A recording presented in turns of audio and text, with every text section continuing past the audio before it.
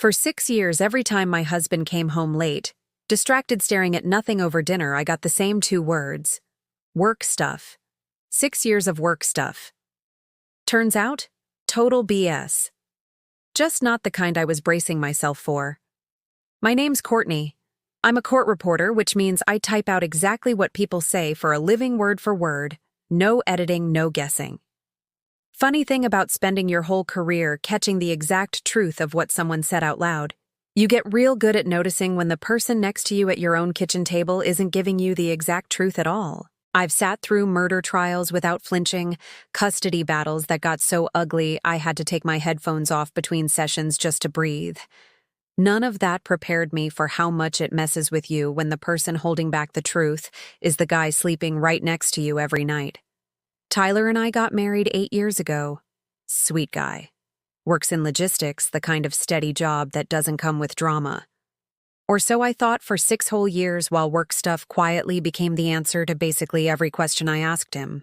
Here's the part that's gonna make you go, wait, what? Right along with me. It wasn't another woman. It wasn't a gambling problem.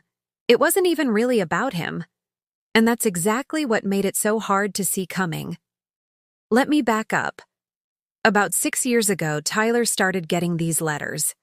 Official-looking envelopes, government seal in the corner, always addressed just to him. I asked once what they were. He said, jury duty stuff, nothing serious, probably wouldn't even get picked. I believed him. Everybody's gotten a jury summons at some point. Most people never actually serve. Except Tyler kept getting them, over and over. And every single time right after one of those letters showed up, work stuff would suddenly eat up his Tuesdays, his Thursdays. Random chunks of his week that never used to be spoken for. I want you to sit with that for a second because I sure did eventually. A guy who supposedly kept getting passed over for jury duty was somehow busier and more stressed than anyone I've ever known who actually served. And I bought it. For years. Because why would you lie about jury duty of all things? Turns out that's exactly the kind of boring truth nobody thinks to double-check. Tyler and I met at a mutual friend's wedding back when he still had this easy, goofy laugh that showed up constantly. First couple years of our marriage, that laugh was just part of the furniture. Always there. I didn't clock exactly when it started showing up less. That's the thing about slow changes. You don't notice the day it happens. You notice way later that it's just gone. 9 years transcribing testimony teaches you something. People's stories hold up fine until you ask the same question twice worded slightly different. Tyler's story about work never quite held up to that test. I just didn't think to test it. Not on my own husband. The first real crack showed up about a year in. His coworker Desmond mentioned at a barbecue that Tyler had been out a lot lately, joking that management must really trust him to be off-site so much. I laughed along, filed it away. Didn't think twice. Then his sister Nadia asked me out of nowhere during a totally unrelated phone call whether Tyler seemed stressed to me lately. Like unusually stressed. I said work had been a lot for him. She got quiet. Real quiet. The kind of quiet where you can practically hear someone deciding not to say the next thing they were about to say. I brought it up to Tyler that same week, asked if everything was okay at work, genuinely just checking in. He gave me the same 2 words. Same tired half smile he always used when he wanted a conversation to end. Work stuff. I let it go the way you let go of 100 small things that don't yet have anywhere to attach themselves. 2 years in, I noticed Tyler had started watching the news obsessively. Not regular news watching. Obsessive. Same channel, same time, leaning forward like he was waiting on something specific. When a particular case came up, some big corporate fraud thing, company execs, a trial that had been dragging on for months, he'd go dead silent and turn it up. I asked if he knew anybody involved. He said no. Just found it interesting. That was BS number 1. I just didn't know it yet. Around that same stretch, I started noticing little things that on their own meant nothing. He'd wince at loud arguments on TV shows, mute violent scenes he never used to care about, get quiet for whole evenings after certain news segments. I chalked it up to him just getting older, more sensitive the way people sometimes do. Never once connected it to anything specific. 3 years in, I picked up his jacket to grab my keys off the hook and something fell out of the inside pocket. A laminated badge. Not a work badge. Some kind of ID card with a number on it, no name, no photo, just digits and a federal seal. I asked him about it. He snatched it back so fast it actually startled me. Said it was nothing, just an old thing, and walked out of the room before I could ask a second question. I stood there holding my keys for a solid minute, replaying how fast his hand had moved. That wasn't a guy brushing off a random old badge. That was a guy protecting something. Here's where I should have pushed harder. I didn't. Because who pushes their husband about a random ID card? It felt small. It felt paranoid to even wonder about it. So I let it go. 4 years in, Desmond mentioned something else this time more directly. Said Tyler had missed 2 whole weeks straight from the office, and when Desmond asked HR about it, HR just said Tyler was handling a personal legal matter and left it at that. Legal matter. Not sick. Not family emergency. Legal matter. I brought it up that night. Asked him straight up what legal matter Desmond meant. Tyler's face did this thing I'd genuinely never seen before. Like a door slamming shut behind his eyes. He said it was nothing, that Desmond didn't know what he was talking about, and could we please just drop it? We didn't drop it. Not really. It just went quiet for a while, the way things do when neither person wants to be the one who brings it back up. Something shifted in our marriage after that, small but real. We stopped asking each other the follow-up questions we used to always ask. Started accepting the short answer instead of pushing for the full one. I didn't clock it as a pattern at the time. Looking back, it was basically both of us agreeing silently to stop looking too closely. 5 years in, and this is the part that finally cracked it wide open. I found a parking receipt in the laundry. Downtown courthouse parking garage. Dated for a Wednesday, he swore he'd spent entirely at a work conference 2 states away. I didn't say anything that day. I just sat with it. Because at this point, my brain had started doing the thing my job trained it to do. Cross-referencing. Building a timeline. And the timeline I was building did not look like a guy going to boring work conferences. About a week after I found that receipt, Nadia invited me out for coffee out of nowhere on a random Thursday morning she'd never normally have free. We hadn't done a solo coffee date in over a year. She spent most of it asking careful roundabout questions. Whether Tyler had seemed different lately. Whether I'd noticed him getting any strange mail. Whether I ever actually asked him directly what work stuff meant, or just let it slide the way most people do. I answered honestly, mostly because I didn't yet know I was being fished for information.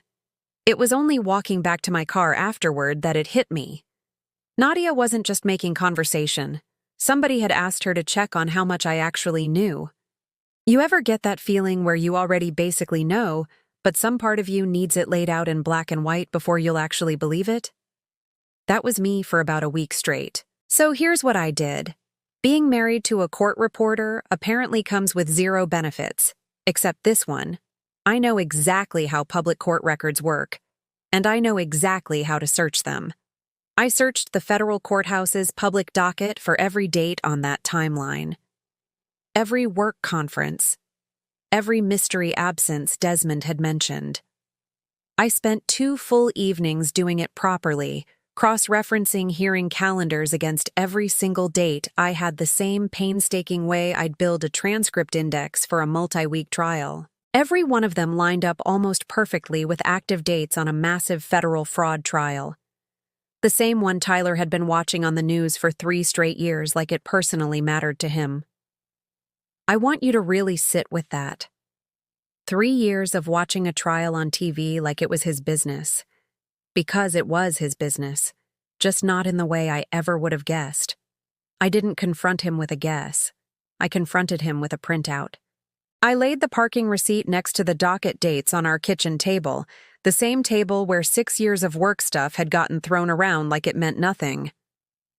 I remember arranging the papers twice, unable to decide if I wanted them stacked neat or spread out where he'd see everything at once.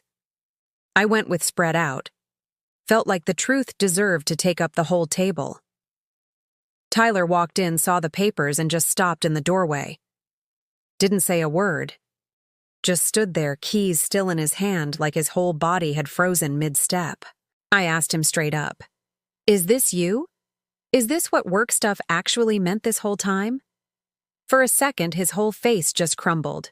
No excuse ready. No smooth answer. Just Tyler finally looking like a guy who'd been carrying something way too heavy for way too long, completely alone. He pulled out the chair across from me, real slow, sat down like his legs weren't fully steady under him, and just stared at the table for a good 10 seconds before he said anything at all. Then, just as fast, something guarded flickered back across his face, like some old instinct kicking in to protect the secret one more time out of pure habit. He said my name real quiet, almost like a question, like he was checking whether it was actually safe to finally say the next part out loud. I told him it was. I told him whatever it was, I needed the truth more than I needed him to protect me from it. He told me the truth. All at once, like it had been sitting behind his teeth for years, just waiting on the door to open. He'd been selected for a federal grand jury almost 6 years ago. Not a regular jury.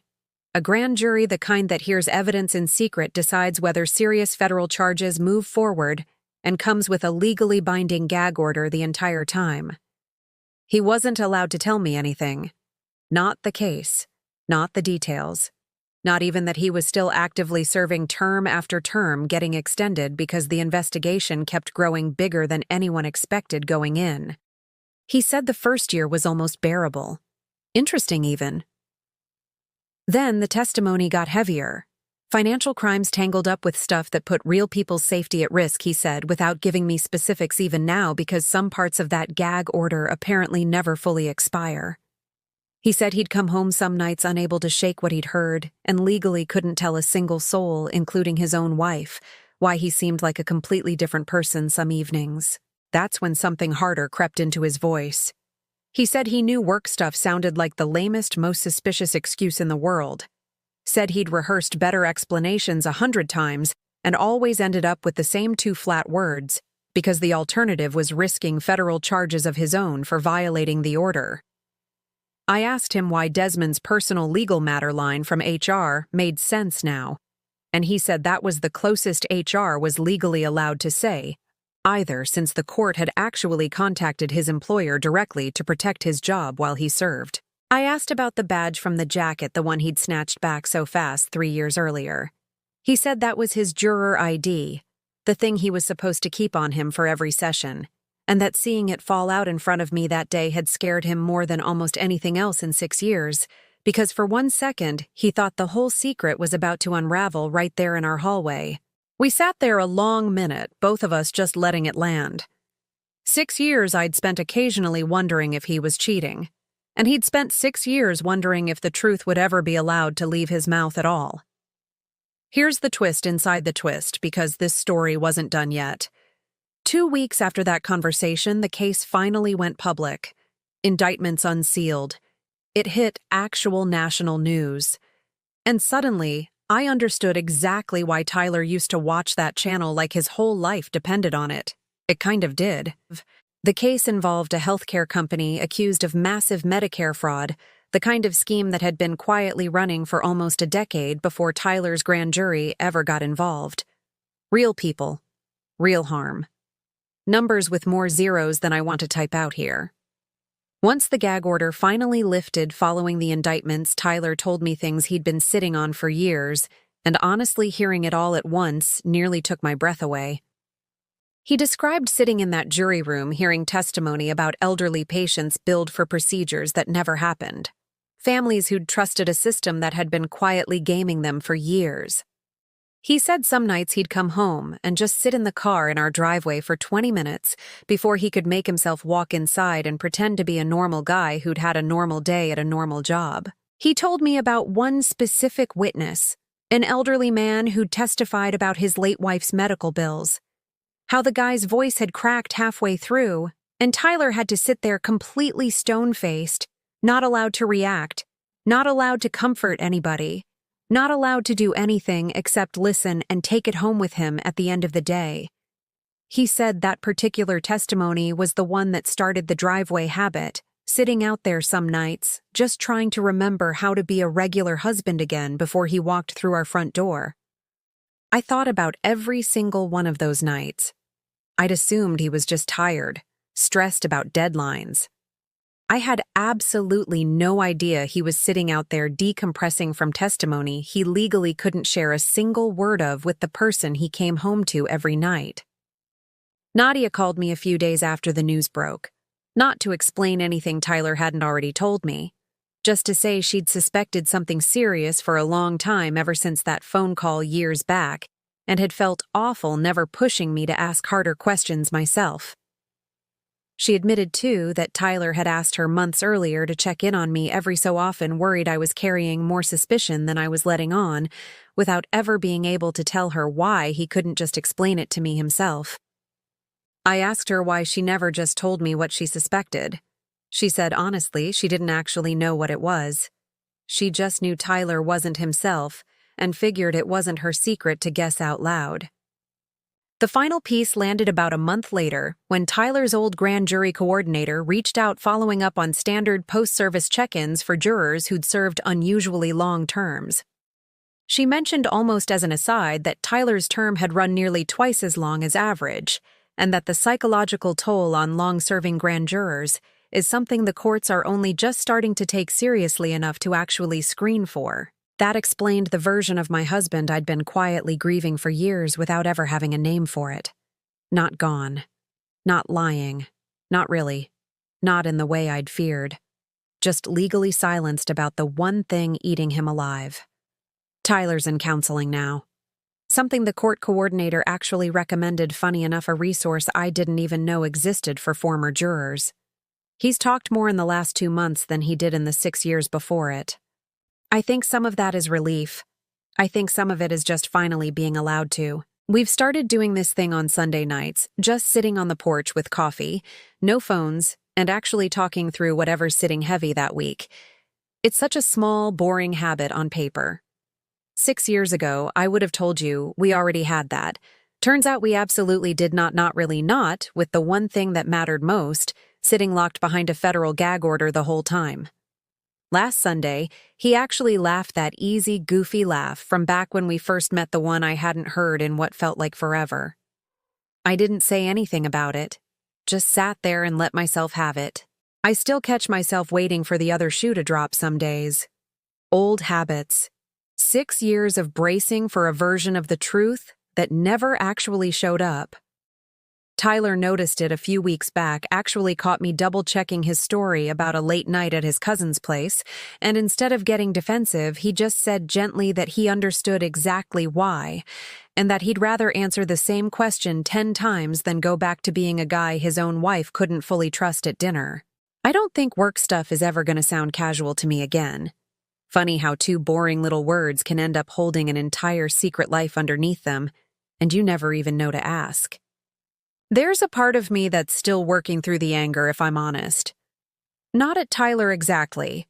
More at a system that can legally demand 6 years of silence from someone and hand them almost nothing in the way of support for what that silence actually costs, both for the juror and for whoever's sitting across the dinner table from him every night wondering what they did wrong. Tyler didn't choose this. He got a letter in the mail like anybody could. But the fallout landed on both of us equally, and only one of us was ever allowed to know why.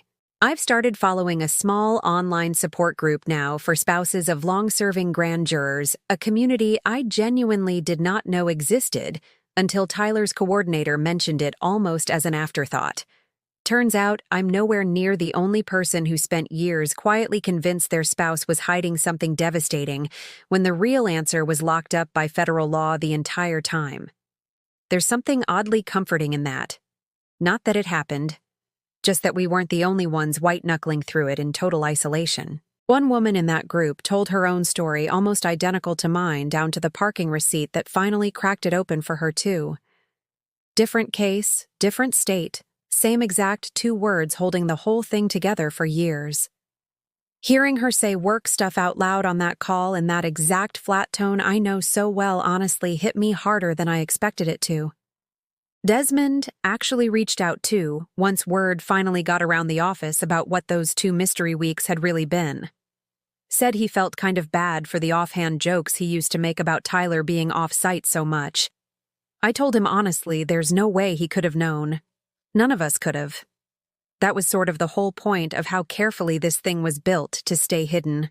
Tyler's manager apparently had known the real reason the entire time, quietly approving his absences under a confidential HR flag that never once got explained to the rest of the team protecting his job for 6 years, without ever once tipping his hand to a single co-worker. When I finally met her briefly at a company event, she just squeezed my hand and said, Tyler had handled something most people couldn't have, longer than most people ever have to, and left it at that. I appreciated that she didn't try to say more than she was allowed to. By that point, I developed a real respect for people who actually understood what a boundary was supposed to mean. If you've ever found out the thing you were most scared of wasn't even close to the real story, drop it in the comments.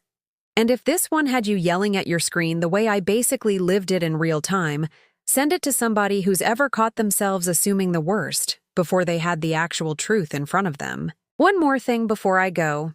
Somebody's gonna ask in the comments, so I'll just say it now. No, I never actually thought it was another woman, not really deep down.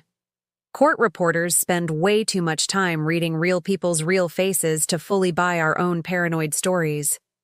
What I actually thought most nights was way simpler and honestly way sadder. I thought he was just done with us. Falling out of love, quiet and slow, and calling it work stuff, because neither of us wanted to say the real word out loud. Turns out the real word was never done. It was silenced. And there's a version of me that's still figuring out how those two fears feel so different once you actually know which one you were living inside the whole time.